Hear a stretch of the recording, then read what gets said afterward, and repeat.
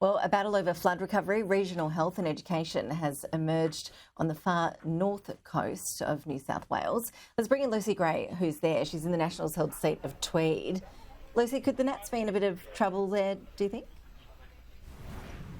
Well, they could be, Ash. This is one of three Nationals battlegrounds. It's held on a small margin of 5% by local MP Jeff Provost, and he's held this seat since 2007. If you just look behind me, you can see him outside Benora Point High School here, handing out flyers and trying to get some of those last-minute votes from locals here in Tweed. Now, Tweed was badly affected by record flooding last year, so issues such as rebuilding community infrastructure, regional health, education and of course homelessness are really key issues for voters here today. When it comes to candidates, the Nats are facing a dual threat, one from Labor and one from the Greens. I'll bring in the ALP candidate here with me now, Craig Elliot. Craig, you ran for this seat at the 2019 election. You were unsuccessful. What makes you think you've got a better chance this time around? Well, look, I'm proud to be part of Chris Minns' team here in Tweed. At the end of the day, Tweed and broadly New South Wales needs that fresh start. It's a tired government. Jeff's been here for 16 years. He's arsing locals for 20 years. He hasn't got a plan. You alluded to our community post-floods. We have people 12 months after the floods still living in tents. They have got no support from this current old tired government. I'm stepping up so people and locals get a fair shot. They need the help from Sydney. The one thing through COVID lockdowns, through the floods, it has exposed the fact that this Liberal national government have not invested in essential services here in the Tweed. Cost of living is absolutely hurting people. It's hard to get affordable rental. It's hard to get a job that pays a fair wage. What we're seeing here with public sector wage cap that's been here for over a decade is the fact that we have fireys here on the booze, we've got teachers, we've got nurses, we've got public sector workers that are living in the Tweed and they're working in Queensland for better pay and conditions because this government does not respect them. They've put a wages cap on them for the last 10 years and they're struggling.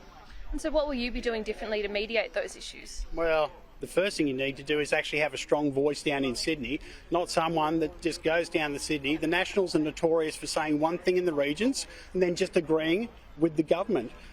Look, we need a strong local voice in a Minns government so we can deliver frontline services here in the Tweed to make sure our residents, our seniors, our pensioners, families, they are looking for a fair go. Under Labor, that's the way they'll get it. And your wife, Justine Elliott, retained her seat. She's a local federal MP here. Does her win, if she had a more than 4% swing, does that give you confidence for your chances today? Well, that's another election. One thing we know is every election is different. We take nothing for granted. We're here every day listening to locals. And what I'm hearing is people are over this old, tired Provost. They want Chris Minns. They want Chris Minns for that fresh start. I'm proud to be Chris's candidate here, and we need to deliver Tweed so we get a Minns government here in New South Wales.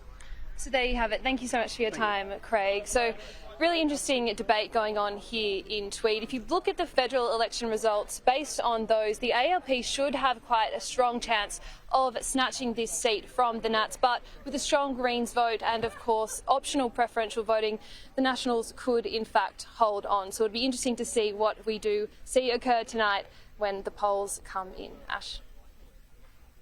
We'll be watching closely. Lucy Gray, thank you. Meantime, the Prime Minister, Anthony Albanese, is attending polling booths across New South Wales today. He's obviously supporting the state Labor candidates. The Prime Minister cast his vote early this morning at Broad Point.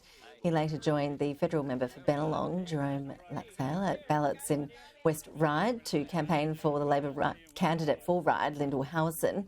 The Prime Minister met with local constituents, ate a democracy sausage and posed for pictures. Ms Howison is competing with the new Liberal candidate, Jordan Lane. The MP, Victor Dominello, has represented the seat since 2008, but he's retiring. Ryde is a safe Liberal seat. It's held at 8.9% and has been held by the Liberals for the past 15 years. It's a coalition-held seat. It's a Liberal-held seat. This isn't my first visit to this seat. I've been here before for two reasons. One, for the cause of Labor, and I'm a Labor true believer. But secondly, also, Lyndall in particular, I just think is outstanding. It's time for a change of government, and I hope that happens today.